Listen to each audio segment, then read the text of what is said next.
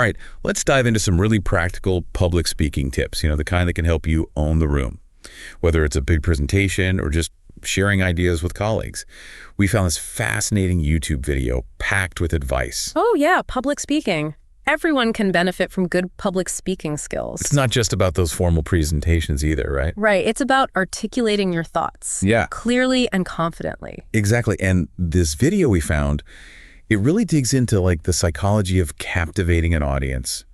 One of the most intriguing concepts, I thought, was this idea that anticipation is the ultimate advantage. What do you think about that? Yeah. Think of it like a great movie or TV show. You're constantly wondering, what's going to happen next? That's what a good speaker does. To keep you on the edge of your seat. Exactly. So it's about revealing the information strategically. It's like you said, creating pauses, Mm-hmm. building intrigue, unveil ideas slowly. Draw it out. Yeah, make them really work for it. That makes a lot of sense. It's funny, I actually tried to do this in a college presentation once. I told this dramatic story.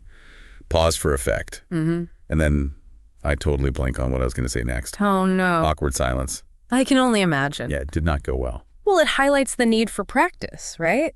Even seasoned speakers can feel that pressure. It takes time. Definitely. So moving on to another idea from the video. This idea of a giver versus a taker mentality. I like how the speaker in the video emphasized approaching public speaking with a genuine desire to share. To give something. Yeah, to give valuable information. I think the audience can always sense when a speaker is just focused on promoting themselves. Yeah, or pushing an agenda. Yeah, exactly. It creates a disconnect. Like when you see those presentations and every slide has their contact info. I hate that. Or they just list all their accomplishments. So self-serving. Totally. And it undermines the core purpose of communication. Which is? To connect, share ideas, create a real exchange. So for our listeners out there, how can they tap into that giver mindset? Start by asking yourself, what can I offer that will benefit my audience? Yeah, what's something unique that they won't find anywhere else? And really shift the focus from me to we. I love that. Now, the video also introduced this framework, the 3 A's of public speaking: authenticity, awareness, and audacity. Yachi. I know, right? Each one has so many good insights, so let's unpack them. Okay, which one first? Well, I thought the speaker's story about agonizing over whether to use PowerPoint or not really got me thinking about authenticity. He realized he just had to trust his instincts. And find what felt genuine to him. Yeah. A lot of people struggle with that. Definitely. We feel this pressure to conform, to fit into a certain style. Yeah. But the most compelling speakers, they embrace their own voice. Their own style. Yeah. Find what feels natural and comfortable. That's the energy that connects with people. It's genuine. Now, speaking of connecting with an audience, let's talk about awareness. The second A. Remember that story about adapting to the rowdy audience in Sioux Falls? Oh, yeah. What a great example. Reading the room and adjusting. He walked in and it was like a bar scene. Not the formal business crowd he was expecting. He could have panicked. Totally. But he acknowledged the situation and won them over. He did. That's what I call situational awareness. You got it. Being present, attuned to the room. And willing to adapt. So you're not just delivering a script, but actively engaging. And responding to their cues. You're like a detective. Looking for clues. To see how your message is landing. It makes you more effective. Subtle shifts can make or break a presentation. Now that leads right into the final A, audacity. You can't half step into your presentation. I love that. Right. It's about bringing your full self. And taking risks. Yes. Speaking of taking risks, he also talked about the power of storytelling. Another bold move. Right. A well-told story can make complex information so relatable. And it connects back to the research we've talked about before, about the most popular TED Talks relying on stories. To connect emotionally. Yep. And there's a reason why stories work so well. They paint a picture. Tap into emotions. Make things memorable. It's not just dry information. I think it's time we dive deeper into the power of stories in part 2 of our deep dive. Let's do it. Stories, they're really powerful tools when it comes to public speaking. And this video we've been talking about, I think it summed it up perfectly. That line, never tell a story without making a point, but never make a point without telling a story. It's all about that connection between storytelling and conveying information. Yeah. A good story can take even the most complex data or abstract concepts and make them relatable. Like we're hardwired to connect with narratives. It's how we understand the world. It's true. Facts tell, but stories sell. And it's not just about selling an idea.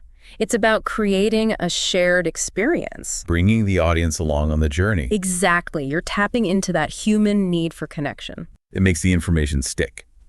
More impactful. Data and bullet points. Yeah. Those are easy to forget.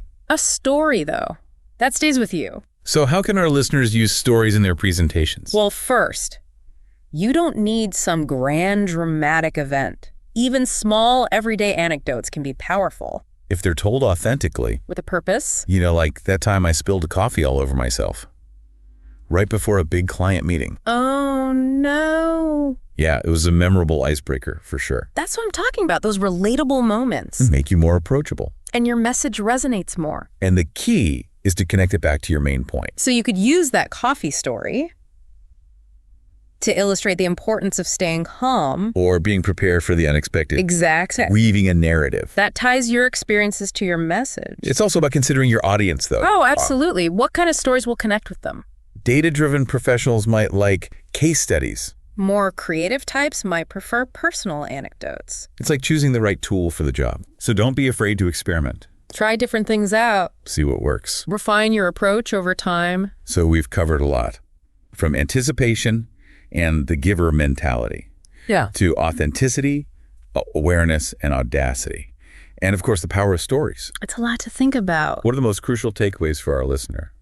For me, I think the biggest takeaway is that being a good public speaker, it's not about memorizing a script or trying to be someone you're not. It's about connecting with your audience. On a genuine level. Yeah, and using those tools we talked about, like storytelling and anticipation. To make your message memorable. Exactly. And anyone can learn these skills. With practice. And the right mindset. It's not about being perfect, it's about finding your own voice. And always trying to improve. Now you know, even experienced speakers, they still get nervous. Oh yeah, for sure. It's what you do with that nervous energy. That make all the difference. So for our listener who might be feeling a bit anxious about their next presentation. Any advice? Focus on the why. The why. Why are you sharing this message?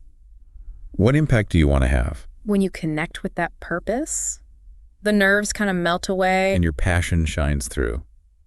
You said it. It's not about you as the speaker. Right. It's about the message. The impact you want to make. And that goes back to that giver mentality. We talked about that earlier. Public speaking should be about sharing something valuable. That's something meaningful. It's a much more rewarding experience. For everyone. Exactly. So as we wrap up this deep dive, I want to leave our listeners with this.